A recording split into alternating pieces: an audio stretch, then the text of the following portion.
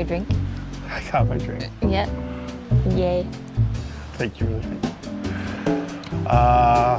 Okay, hi guys. Hi.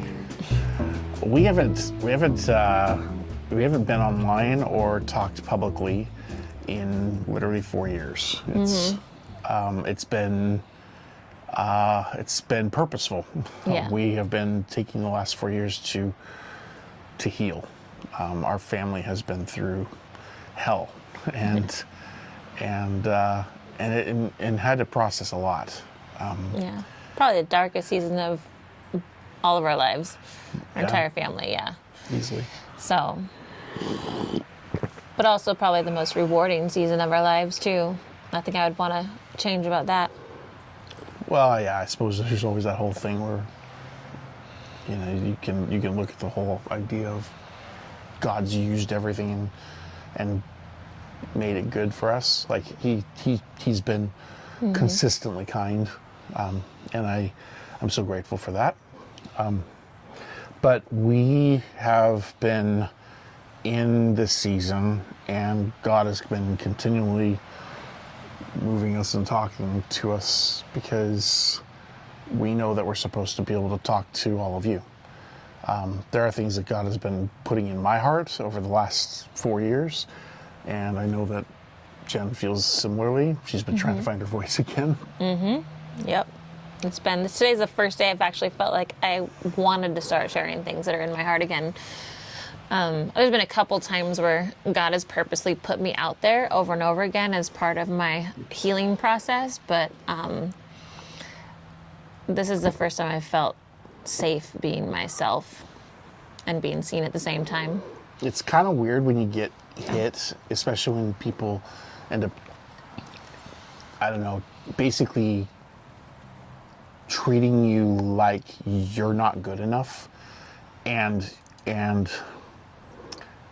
well, I guess, so I feel like we owe at least some people a story, because like, if we've been gone for 4 years, what happened? Some of you know we were pastoring.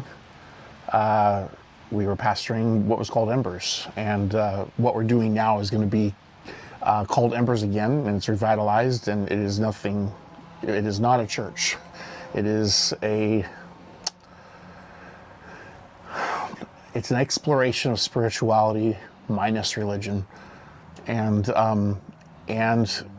what happened is God asked me specifically to talk about something that was very controversial, and just going to say point blank, I'm going to tell my story. It was about 3 years prior to the event, and what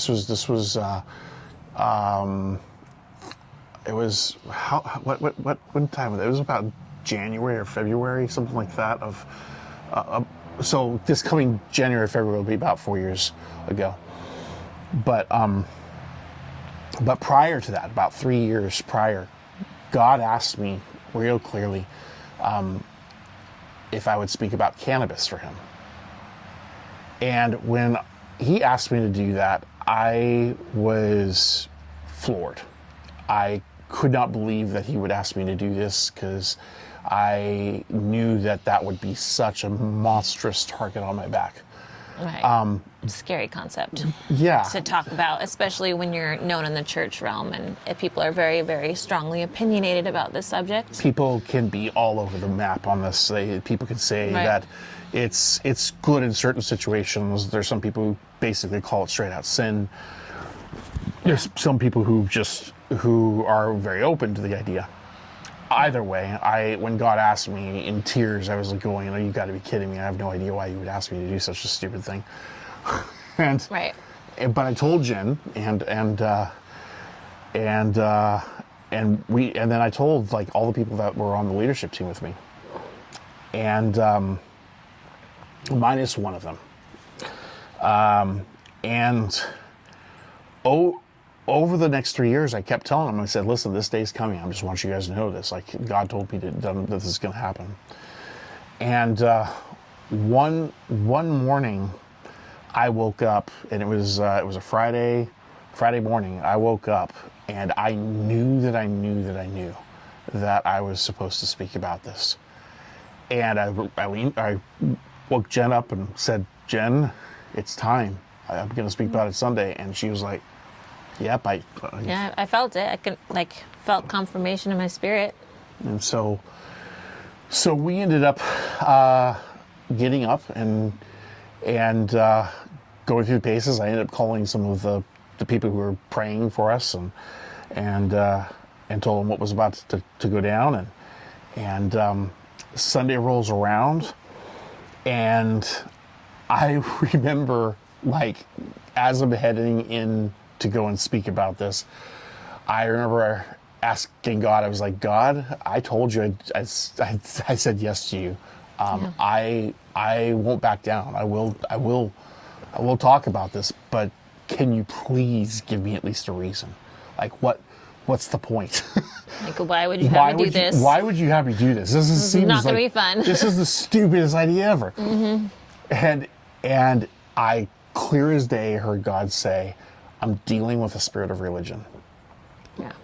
And I said, okay, good enough. And so I walked in, and the feeling was one of the coolest feelings I've ever felt. I felt like I had this angelic army around me. It was like a bubble of protection that was like 15 feet wide. And I could feel stuff that was happening around me, but it was not like right up against me. It felt like everything was like far away. And I'm walking and I'm going, huh. It's like storm everywhere, but there's peace in the center of it. It was super bizarre. Peaceful, and it was really bizarre. Yeah. And Jen felt it too. Yeah, well, I felt the tension. I could feel everyone in the room. It was like there was a whole lot of tension, and I usually can feel people, so that was intense. But it didn't stop. Like, I didn't feel like it was wrong. I just felt the discomfort, which is, I think an everyday Didn't process. you say that you also had felt that like bubble of peace as well? Oh yeah, well that was when someone was yelling at me. Right. A specific like extra bubble of grace when someone was yelling at me and telling me how disappointed they were in me and I should have got this out of my system when I was younger and blah, blah, blah. Because now they are aware that we actually are fine with using cannabis when it's appropriate. Sure. And I had so much peace, like this big bubble of grace, and all I felt was compassion because of the amount of fear that they were experiencing. And I hadn't felt that level of peace while being yelled at, like probably ever in my life, because that was a big trigger point for me because I was She hates conflict. I hate conflict. I hate being yelled at. I tried to avoid it, and that's one of the things that God's been working through with me. But I'll keep that short for now. That might be another story another time. But for that point, it was like a miraculous, like obvious, like God's covering us in the situation. Yeah. So. And there were a couple other things too. Go for it. One, like we're normally live stream every weekend, and for some reason that particular weekend the internet was down, which was fantastic. And it was supposed to be a family meeting that weekend, so all of our regular family members, because that church was known for being kind of when it was called Gateway before we were in charge, it was known as like a transient church. Like people would come once a year, twice a year, or once every couple, whenever they felt to, or just came. And so it was never a consistent amount of people, but all the people who felt like this is my home would have made a point to be there that weekend for the meeting. Yep. And what was the other thing I was thinking? I don't know. Oh, that I had a dream, that God kind of gave me a warning that there was going to be people that would be freaking out and that it wasn't going to be my job to save everybody. So he was prepping my heart as a people pleaser, always wanting to protect and take care of everybody person. Yep. That like, you're not, like this is going to be outside of your hands at this point. Just, trust the process. So I got up, and to be perfectly frank, I was half expecting that God would do some sort of miraculous thing, and God would do, and His presence would just like fill the room, and everybody would be incredibly impacted, and it would be great, and everything would go really well. It did not do that. Right. The short version is it went off like you would probably expect. There was a lot of people, and it was silent, and you could hear a pin drop, and people were really freaked out. Now, I want to be very clear about my position on cannabis. I am not a proponent of everybody in the world should have cannabis all the time. I think that's a terrible idea. I also think that if you have a lot of it, it's a terrible idea. I also believe that children should not have cannabis. There's been studies that have actually shown that straight up that the brain, while it's being developed, meaning for girls, that's till like about 21, and for guys, it's till about 25. So even young adults. Young adults even need to be careful with this stuff because it basically hurts brain development. But after the fact, there have been so many cases, documented cases, where, especially with people with like PTSD and other situations that are similar to that, and it ends up being one of the most beneficial herbs on the planet. And I call it herb on purpose. Somehow in our country, we defined this as a drug. In Idaho, they call it a Schedule I drug. And it is about the furthest thing that you can get from it. You literally cannot die from it. And at the end of the day, God made it. And because he made it as a plant, I mean, you're going to have a hard time convincing me that somehow something that God made equals bad. I mean, like, everything he made was good. Right. So in the right context. In the right context. In the right situation. In the right situation. And so anything can be used for evil too. Right. And so my basic position on cannabis is that it's very similar to alcohol. I don't think that it's ever a good idea to go down to the local corner store and pick up a fifth of whatever and then down it all in a matter of a few hours. I think that's just a really, really bad idea. That's poison to your body. In the same way, I think cannabis should be used in moderation. In the way that it is. It's just because it's here for us and what it is. I think it's something that needs to be used carefully. That being said, everything that I just said, my entire point wasn't to convince everybody of all these points that I'm telling you. It was simply just to say, I think we should stop demonizing it. Right. If God made it and it's good, can we at least agree that we should stop looking at it as like some sort of demonic influence of some sort of thing? It's not that. Right. It doesn't make any sense. So anyway, I spoke about it in this regard, and we kind of touched on like the Romans 14 thing as well. Like, yes. Yeah, like to the pure, all things are pure. And if you think you can drink wine and your faith allows for it, then go ahead and do it. If you think you can eat meat sacrificed to an idol, go ahead and do it. But if it causes your brother to stumble, then don't do that. And so that's kind of what we've lived by, is like we don't want to do anything around people that it's going to hurt, but then it can have beneficial situations as well. Precisely. So short version, when I got up and I spoke about this, like I said, you could hear a pin drop. It was very interesting. There was a couple people that were very excited. Like, whoa, he's talking about that. Like, and they were excited. I had actually one friend from out of town who got so excited he came to visit our church. He was staying with us. I believe he was staying with us at that time. Yeah. It was like a weekend thing or whatever. And he's like, oh my gosh, you guys are like forward, like not forward thinking. What was he saying? Like forerunners, like trailblazers. And I'm like, well, this is not like the normal Sunday message kind of thing. This was God specifically ordained. But he was very excited to hear us talking about freedom, just walking in freedom. Yep. Really. So after that message was done, there's another piece to this. I see in the spirit. I'll just say it that way. It's not frequent. It's not all the time. But I sense things, and I kind of see with my heart. Yeah.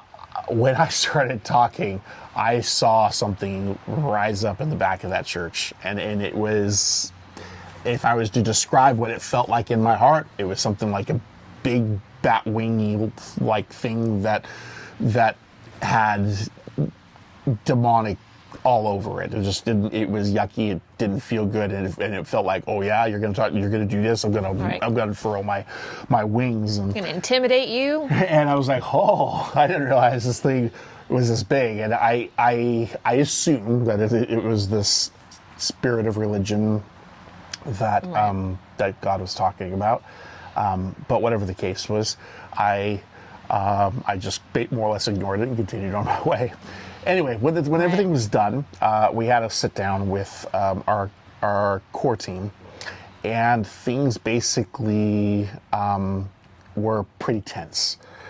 Through the course of this conversation, they essentially asked us not to speak about anything controversial again without at least having a conversation first. And I was like, okay, that makes sense. And I agreed. I wish I hadn't. But either way, I did agree.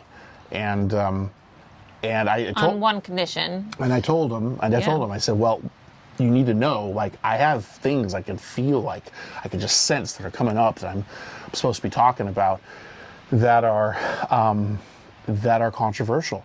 And so I need to be able to talk with you guys about this. And they said, okay, absolutely. We'll be there when we have our meetings. So the very next meeting, literally at least half did not show. And I was so upset. I was angry, and from this angry place, I made a very stupid decision. Yeah. I had something else that started happening where I had another piece of something that honestly has become one of the most exciting pieces that I've ever found in my entire life. Mm-hmm. And I knowingly started to share on it was about a month or two later. It was on Easter. Mm-hmm. So it was April, I think. And it wasn't the actual message, just at the very end. He was just throwing it in there as a, hey, family and friends, like, I found this thing, and I'm excited to explore it, and I want you guys to explore it with me. That was the entire content. That was literally all he said. But it was still a violation of what I told the team. He broke his word. And I saw it happening, and I'm like, I should have stopped. It was like watching a car wreck. I'm like, something just happened. Well, and that was even a big thing between us, because basically because I had told him not to say anything either. And I I'm like, it's her. really important. And so it was actually one of those situations where it was like I had to go through a whole repentance process with my wife, and we're stronger for it now. But he trusts my intuition way more now than he ever did before. I do. She knows Timing is important on these things. So we ended up, after talking about this, the core team asked to meet without us, and shortly thereafter they put us on sabbatical. And which we agreed to let them visit. It's not like they didn't do it without us knowing. They asked us if they could, and we felt to agree. And when before they even asked us to go on sabbatical, God was speaking fairly clearly with me, like, and we were both talking about it, like, whatever they ask us to do, they just go with it. And so when they asked us to go on sabbatical, we just went with it. Yep. The short version, I'm going to summarize this next season, because it was a 3-month period or a 6-month period? It was supposed to be 6 months sabbatical, but they cut us off at 5 months. And they basically said, you're not coming back. We're changing it. We're going to install somebody else. Yeah. And they asked us not to come back for a year. After I heard this and went away, I called up one of the main people who were running everything and said, that's not appropriate to just ask us to, like, be disconnected. It's like the furthest thing from friend. I don't understand. This is wrong. And that particular one we felt to do something about because of a dream that God had given you, where there was a specific moment that was really important. So with most everything, we went along with it because it wasn't ours to decide. But that particular one, God's like, don't actually let that be. Yep.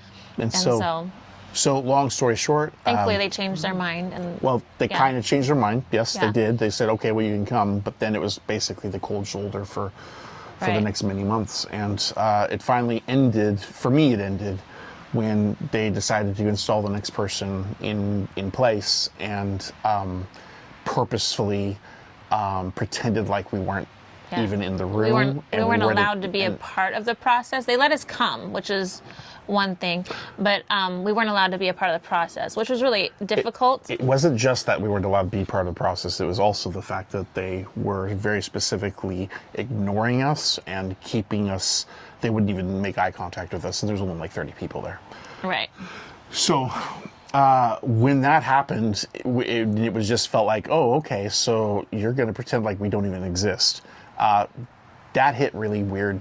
I'll be honest with you. That just, all these people who I thought were really close and friends, all of a sudden pretending like I didn't even exist in a public way. Right. And I'm like, what? This is that killed. Like, I came home that night and I was a wreck.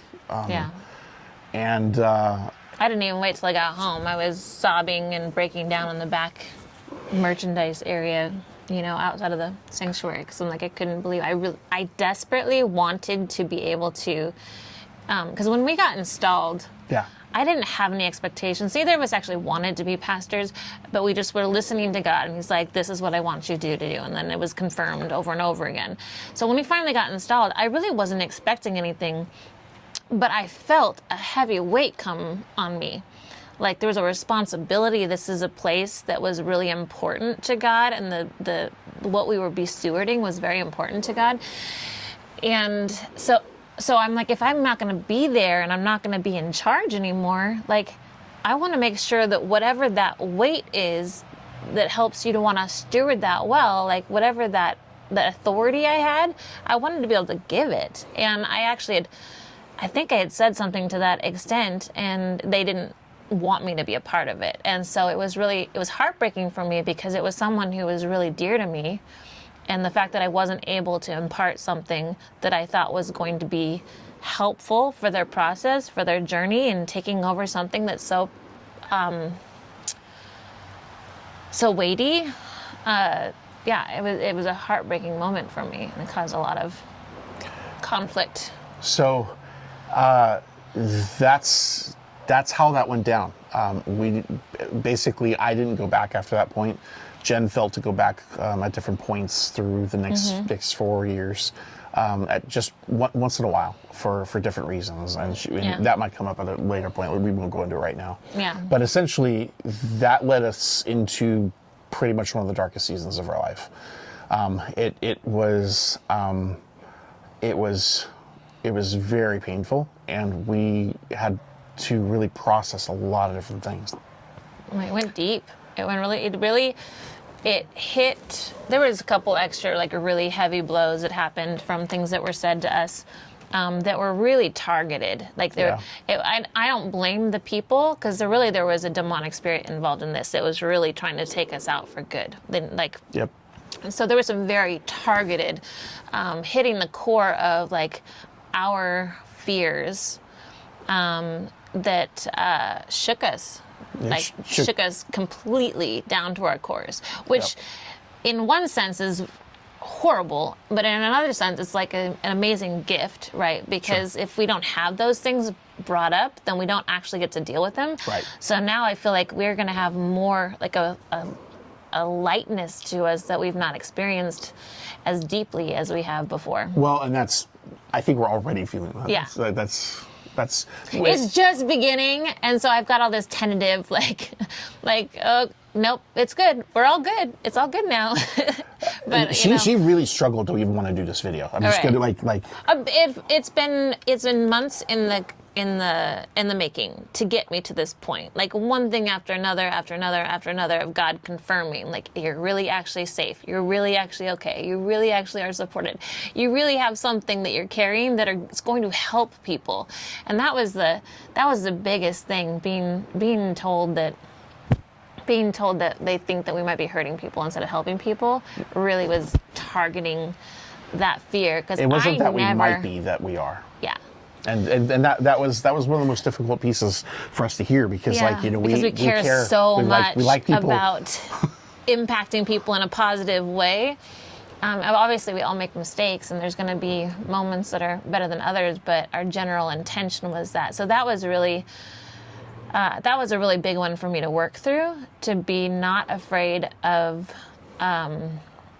what might happen if I'm fooling myself again. Yeah.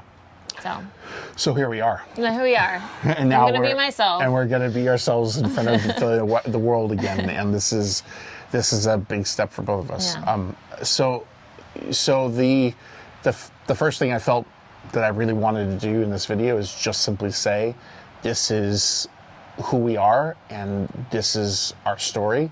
So it's out there, it's public, and now you have our end of things, because it would not be surprising if many of you have heard rumors. And so I really wanted this to, since this is the first time I'm speaking at all publicly, I wanted to give you what I know and what was going on in our heart, and try to be as honoring and respectful as possible, Right. in this process. So, Yeah. the other thing is that we're basically going to be launching and doing these kinds of things frequently. One of the things that, and when I say frequently, I don't know how frequently. Just being honest. No promises. like we're not gonna promise this is gonna be weekly or anything like this. Like we don't know right now. Yeah. But we do know that we're gonna start doing this, and it's for multiple reasons. One is, after all of this has happened in the last 4 years, Jen's music has been kind of On hold. not completely on hold, but mostly. Yeah, mostly on hold. I've been doing some stuff, but that took a couple of years to actually even want to start to try to get into again. My voice was totally shut down for a while. So she's been getting back into it and releasing a little bit here and there and doing a little bit, and it's quite amazing when I get to see my wife actually do what she does, because she's quite impressive. Yeah, and I still feel the weight of my promises, and that's part of the reason why we don't want to make new promises right now, because I did a GoFundMe quite a while ago for my album, and it is still in works. And I just listened to it again a couple days ago, and I get so excited about the deepness of the message. And for everybody who's already put in that way, just know that this is still it's still on my heart. I still have everyone's names written down. Hopefully everyone I'm still able to contact them and get them their what's due to them as it comes. So yeah, and so that's one piece is the music. The other piece is that extra piece that I had been that I told you. It was the instigator for the sabbatical, and where I began talking about something. That something has become an epic catalyst for radical change in my life. And he wrote a book, guys. And he wrote a whole book about it. And I wrote a book. I actually wrote a book. His first full book, yeah. And it's not small. It's a big book. And He's researched tirelessly and had people poking and prodding at it to try to rip it apart to see where the holes are. Like, he's put all of his blood, sweat, and tears, literally, into this book. And so I have a plan at this point to release it on 4/4, which is Easter, which will be literally a 5 year to the date when we were asked to when I began the release process. So we have about 4 months. I'm currently in the last bits of editing for my book. I have been so grateful for some people around me who actually are phenomenal at that process, and so I'm grateful for their input. And then I've been kind of crowdsourcing some of the other pieces of it as well, and trying to get that finalized. But I want to bring this book to the public. And what I will tell you right now is the name, and so it's called Dismantling Religion.